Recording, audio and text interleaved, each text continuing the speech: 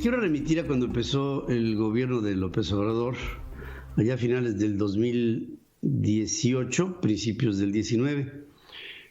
De las primeras cosas que sentimos fue una extraordinaria, yo pensaba, torpeza de su gobierno, que empezaba con una enorme escasez de combustible.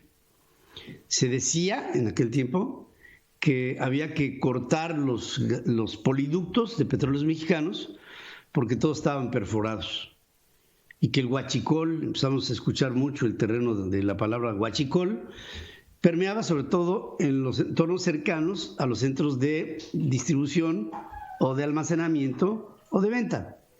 Y con ello empezaron incluso a lanzarse iniciativas también improvisadas en las que se necesitaron así de la noche a la mañana pipas para sustituir que por la vía de los poliductos transportaran al combustible.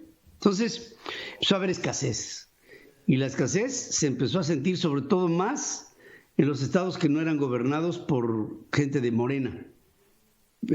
Muy concentradamente lo que pasó en lugares como Guanajuato o como en Jalisco. Largas filas se veían de vehículos que estaban y llegaban a las gasolineras y de repente pues ya se acabó y después de una larga cola de a lo mejor 4, 5 o 6 horas o medio día o un día completo, llegabas y no tenías aquello que esperabas porque pues se acababa. Incluso se empezaron a gestar estas filas privilegiadas en la que pues te arreglabas y pasabas antes que el resto de los que estaban haciendo fila. Se argumentó que lo que se estaba tratando era de conformar un mapeo de cómo es que se operaba el huachicol para tratar con ello de inhibirlo. Fue un proceso costosísimo para el país y para este inicio de desconfianza que empezamos a tener por un gobierno improvisado. ¿Qué fue lo que sucedió? Que el presidente de la República, luego de esta escasez, que no fue otra cosa más que una orden que se dio para dejar de comprar refinados de los Estados Unidos. Por aquello de Estados Unidos, ¿no? Y que si Deer Park, que si era una refinería en donde hay dinero de los Bush y de Carlos Salinas de Gortari, entonces ¿cómo les vamos a comprar a estos? Y empezaron a buscarse otros mercados para comprar lo mismo, una gasolina que antes le comprábamos a refinerías como la de Deer Park aquí en el estado de Texas. Pero entre que se improvisó, que se buscaron mercados alternativos, supuestamente que se luchó en contra del huachicol, tuvimos tragedias como las que se vieron en el estado de Hidalgo o el estado de Puebla, y después de un cierto tiempo que aparentemente pasó todo y aparentemente se resolvió mucho, ni pasó todo ni se resolvió nada. Y hoy, en el 2021, seguimos teniendo reportes de lo mismo, de huachicol. Y si bien terminan con un líder del cártel de Santa Rosa de Lima y entra otro nuevo líder del mismo cártel y lo vuelven a agarrar, sigue habiendo el esquema del huachicol. Y por cierto, en este esquema no nos dan cifras.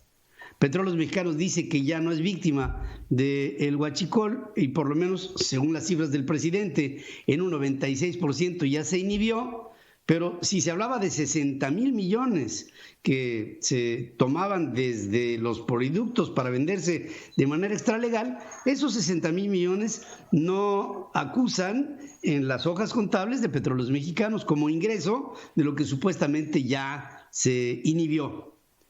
Un total de 300 personas, estoy hablando de hoy, y 20 bodegas debieron ser evacuadas en la colonia industrial Vallejo, en la capital de la República Mexicana, la alcaldía de Azcapotzalco, después de que se percibió un fuerte olor a combustible.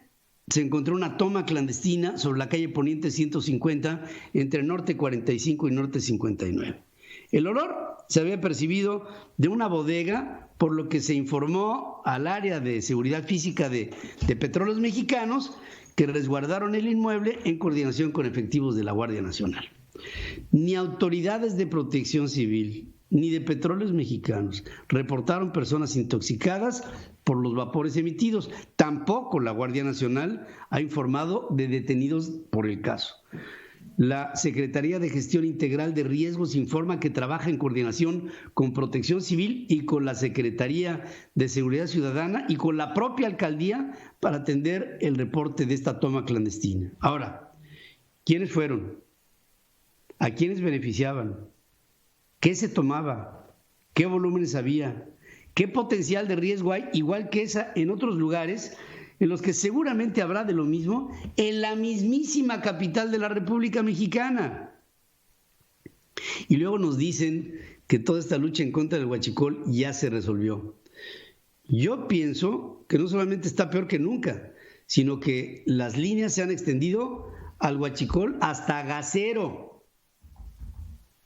Y aparentemente sin la intervención de la autoridad en nada. No hay información estratégica. Y si me dicen que hoy los poliductos de Petróleos Mexicanos ya no están picados, que pasen un reporte completo y que digan cuáles eran las condiciones, cuántos piquetes había y cuántos hay en este momento, cómo se han reparado, y que un departamento técnico de Petróleos Mexicanos hable del estado de salud, del esqueleto, del ramaleo, de la estructura de distribución que en poliductos hoy sigue siendo un desastre, como este desastroso proceso de la Cuarta Transformación.